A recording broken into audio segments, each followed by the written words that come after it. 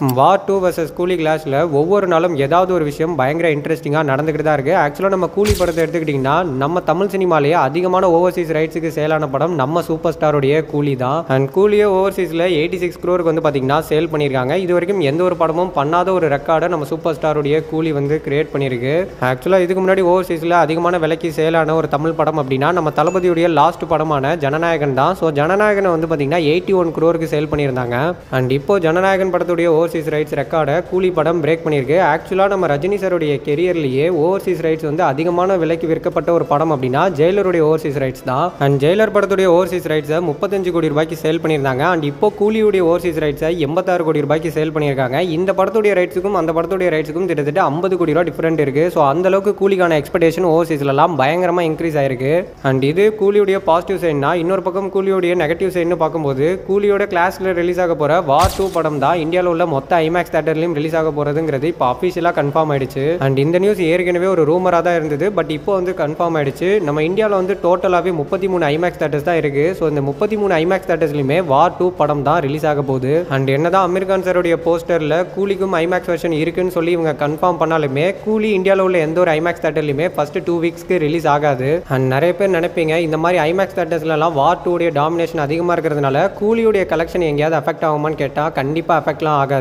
ஏன்னா இந்த ஐமேக்ஸ் தியேட்டர்ஸ்னு பார்க்கும்போது இந்தியாவில் மொத்தமாகவே 33 தியேட்டர் தான் இருக்குது. ஸோ இந்த 33 தியேட்டர்லையுமே ஒரு நாளைக்கு 6 ஷோன்னு கொடுத்தா கூட இந்த 2 வாரத்தில் வந்து பார்த்திங்கன்னா மிஞ்சி போனால் ஒரு 20 crore தான் வந்து கூலிக்கு லாஸ் ஆகும். ஸோ என்னை பொறுத்த வரைக்கும் இது ஒரு பெரிய லாஸாலாம் எனக்கு தெரியல. ஆனால் கூலி படம் தான் நம்ம தமிழில் வந்து ஃபஸ்ட்டு ஐமேக்ஸ் கேமில் ஷூட் பண்ண ஒரு படம். ஸோ ஒரு 2-3 சீன்ஸ் வந்து பார்த்திங்கன்னா டேரெக்டாகவே இவங்க ஐமேக்ஸ் கேமில் தான் வந்து ஷூட்டே பண்ணியிருக்காங்க.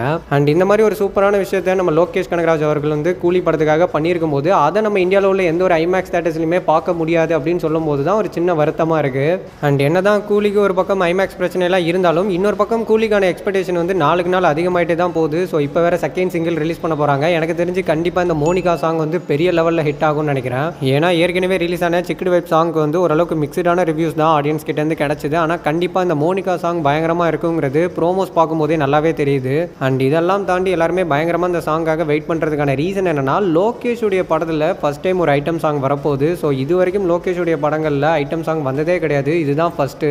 ஆனால் ஒன்று மட்டும் உறுதியாக சொல்லிடலாம், இந்த சாங் என்ன தான் ஐட்டம் சாங்காக இருந்தாலும் ஒரு பயங்கர வல்கரான சாங்காக இருக்கிறதுக்கான வாய்ப்புகள் கிடையாது. ஸோ இந்த சாங் வந்து ஜூலை 11th 6 PM ரிலீஸ் ஆக போகுது. ஸோ வெயிட் பண்ணி பார்க்கலாம் இந்த சாங் எப்படி இருக்க போகுதுன்னு.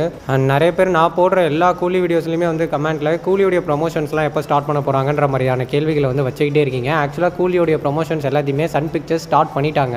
பட் இருந்தாலும் சன் பிக்சர்ஸ் இப்போ ஒரு யூனிக்கான விஷயத்தை ட்ரை பண்ண போகிறாங்கன்ற மாதிரியான நியூஸ் வந்து சோஷியல் மீடியாவில் பயங்கர ரூமராக வந்து போயிட்டு இருக்கு. ஆக்சுவலாக கூலிக்கு வந்து இந்த டீசர் ட்ரெய்லர்லாம் எதுவுமே இல்லாமல் டேரெக்டாக மூவியை வந்து ரிலீஸ் பண்ணுற பிளானில் சன் பிக்சர்ஸ் இருக்காங்கன்ற மாதிரியான நியூஸ் தான் அது. அண்ட் பேசிக்காகவே ஒரு படத்துடைய ஹைப்பை வந்து நெக்ஸ்ட் லெவல் கொண்டு போகணும்னா அது அந்த படத்துடைய டீசர் அண்ட் ட்ரெய்லரால் மட்டும்தான் முடியும். ஆனால் அந்த மாதிரியான டீசர் ட்ரெய்லர்லாம் இந்த கூலிக்கு இருக்காது அப்படின்ற மாதிரியான ஒரு டாக்ஸ் தான் சோஷியல் மீடியாவில் பயங்கர வைரலாக போயிட்டு இருக்கு. இது எந்த அளவுக்கு உண்மைன்னு தெரியல. அண்ட் எனக்கு தெரிஞ்சு இந்த படத்துக்கு ட்ரெய்லர் ரிலீஸ் பண்ணலனாலும் அட்லீஸ்ட் ஒரு டீசராவது ரிலீஸ் பண்ணுவாங்க. ஒரு எக்ஸாம்பிளுக்கு சொல்லலாம்னா இப்போ கபாலி, மாஸ்டர், மெர்சல், சர்க்கார் மாதிரியான படங்களுக்குலாம் டீசர் மட்டும்தான் ரிலீஸ் பண்ணாங்க. ஸோ அந்த படங்களுக்குலாம் வந்து ட்ரெய்லர் ரிலீஸ் ஆகலனாலும் அந்த டீசரே வந்து பார்த்தீங்கன்னா ட்ரெய்லர் கொடுக்க வேண்டிய ஒரு இம்பாக்டை வந்து அப்படியே டபுள் மடங்காக கொடுத்துது. ஸோ அதனாலே வந்து அந்த படத்துக்குலாம் பார்த்தீங்கன்னா பெரிய லெவலில் எக்ஸ்பெக்டேஷனும் கிரியேட் ஆச்சு. அண்ட் என்ன தான் டீசர் ட்ரெய்லர்லாம் ரிலீஸ் பண்ணாமல் இந்த படத்தை வந்து டேரெக்டாக தேட்டர்ஸில் ரிலீஸ் பண்ணாலுமே இந்த படத்துக்கான எக்ஸ்பெக்டேஷன் பயங்கரமாக தான் இருக்கும். ஏன்னா வந்து ஒரு படத்துக்கு டீசர் ட்ரெய்லரே இல்லைனா ஸோ இந்த படம் எப்படிடா இருக்க போகுதுன்றதை பார்க்கறதுக்காக ஆடியன்ஸ் கிட்ட வந்து அந்த எக்ஸ்பெக்டேஷன் வந்து பயங்கரமாக ஏறும் தான்.